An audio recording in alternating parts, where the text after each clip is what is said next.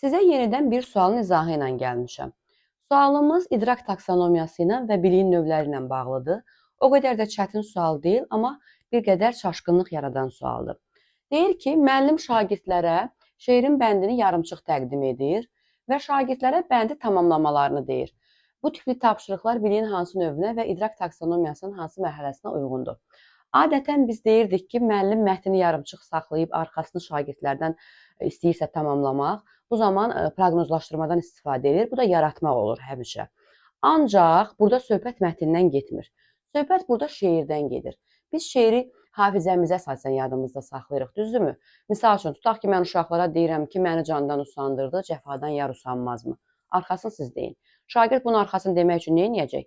Həmin qəzəli yadına salacaq, həmin şeiri yadına salacaq və hafizədən istifadə edərək şeirin davamını deyəcək. Ona görə də hafizə varsa, burada avtomatik xatırlamaq var.